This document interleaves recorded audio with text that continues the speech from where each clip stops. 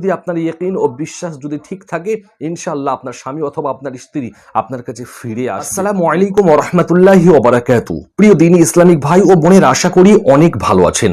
আজকের আমরা যে দোয়া সম্পর্কে আলোচনা করব, এই দোয়াটিকে পাঠ করলে আপনার অবাধ্য স্বামী অথবা অবাধ্য স্ত্রীকে এই দোয়াটি পাঠ করে বাধ্য করতে পারবেন। সে যত দূরই থাকুক না কেন, সে যতই আপনাকে ইগনোর করুক না কেন, আপনার কাছে সে ছুটে আসতে বাধ্য হবে ইনশাআল্লাহ। তাই ভিডিওটিকে না স্কিপ করে প্রথম থেকে শেষ পর্যন্ত দেখতে থাকুন এবং আমাদের চ্যানেলের মধ্যে নতুন হলে অবশ্যই আমাদের চ্যানেলটিকে সাবস্ক্রাইব করে পাশে থাকা বেল আইকন অল করে দেবেন, এমনই সুন্দর সুন্দর ভিডিও সর্বপ্রথম পাওয়ার জন্য। প্রিয় দর্শক, আপনার স্বামী যতদিন পর্যন্ত বাড়িতে ছিল, এমনও অনেক মা বোনেরা আমাদেরকে প্রশ্ন করে যে হুজুর, আমার স্বামী আমাকে ছেড়ে চলে গিয়েছে, আমি চাই আমার স্বামীর কাছে আবার পুনরায় ফিরে আসতে, বা আমার স্ত্রী আমাকে ছেড়ে চলে গিয়েছে তার বাপের বাড়িতে, আমি চাই আমার ওই স্ত্রীকে নিয়েই আমি আবার ঘর করব।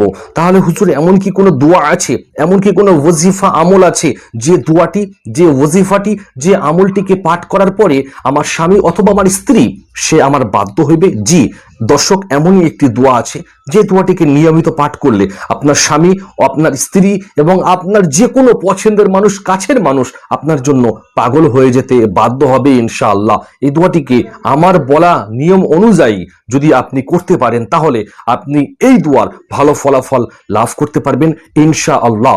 তার সাথে সাথে আপনারা অবশ্যই কিন্তু যারা নতুন আছেন, আমাদের এই ভিডিওতে একটি করে লাইক করে দেবেন।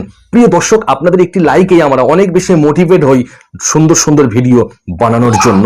প্রিয় দর্শক, আজকের অনেক মানুষ, অনেক বোনেরা আমাদেরকে কমেন্ট করে, বা অনেক ভাইরাও আমাদেরকে কমেন্ট করে, হুজুর, আমার স্ত্রী, আমার স্বামী আমাকে ছেড়ে চলে গিয়েছে আমার কাছ থেকে, আমি চাই আমার ওই স্বামীকে আবার ফিরিয়ে আনতে, আমার বাধ্য করতে।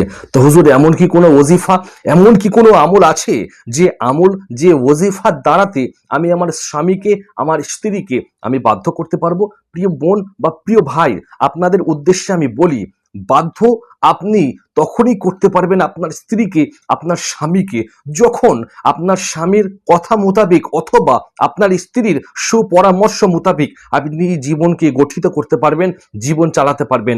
যদি আপনি আপনার স্ত্রীকে বিবাহ করার পরে একলা একলা চলার চিন্তা ভাবনা করেন, বা আপনার স্বামীকে বিবাহ করার পরে আপনার স্বামীর কোনো মত ছাড়াই যদি আপনি কোনো জায়গায় বের হন বা চলাফেরা করেন, তাহলে এটি আপনার স্বামী অনেকটা বেশি রাগান্বিত হয়। নিজের স্বামীর ভালোবাসা অর্জন করতে হবে।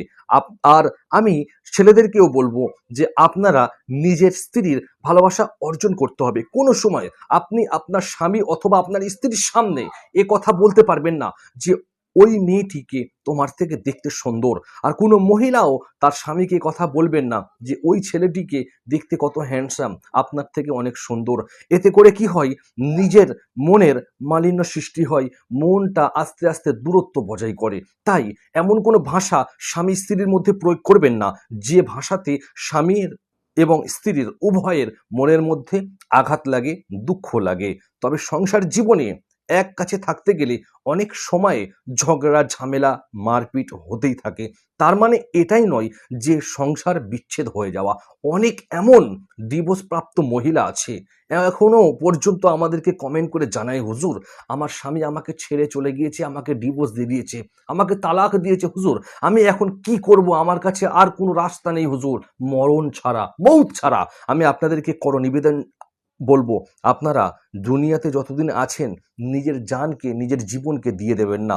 রব্বুল আলামিনের কাছে নিয়মিত দোয়া করুন, বিভিন্ন আমল ওজিফা করে আল্লাহর কাছে দোয়া করুন। আল্লাহ পাক বেহতার জানেন, সব থেকে ভালো জানেন কার দোয়া কখন কবুল করবেন। তাই দোয়া করতে অবশ্যই সর্বসময় থাকুন এবং আল্লাহর প্রতি দীর্ঘ অটুট বিশ্বাস রাখুন। তাহলে ইনশাআল্লাহ আপনার স্বামী, আপনার স্ত্রী আপনার কাছে ফিরে আসবে।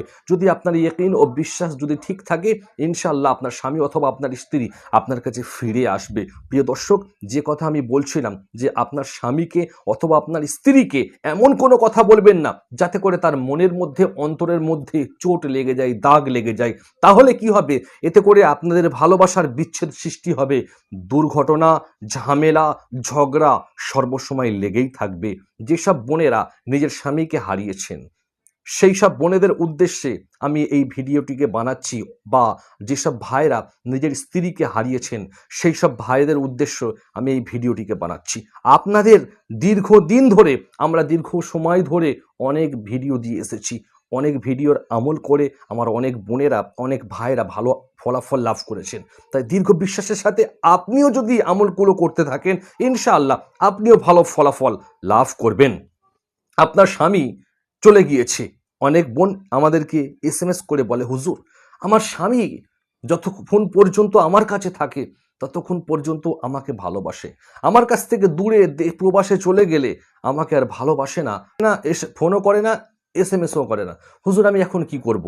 আমি সেই সব বোনেদের উদ্দেশ্যে বলবো আপনারা এই দোয়াটিকে পাঠ করুন।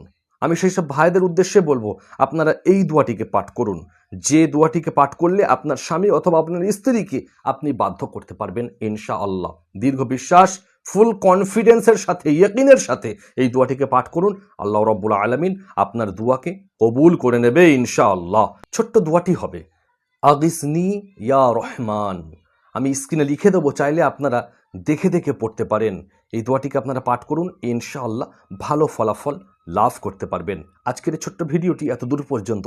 আমাদের ছোট্ট ভিডিওটি যদি আপনাদের ভালো লাগে তাহলে অবশ্যই একটি লাইক করবেন এবং এই ভিডিওটিকে আপনাদের বন্ধুদের মাঝে এবং বিভিন্ন সোশ্যাল মিডিয়াতে বেশি বেশি করে শেয়ার করে দেবেন। ভালো থাকবেন, সুস্থ থাকবেন। আল্লাহ হাফিজ।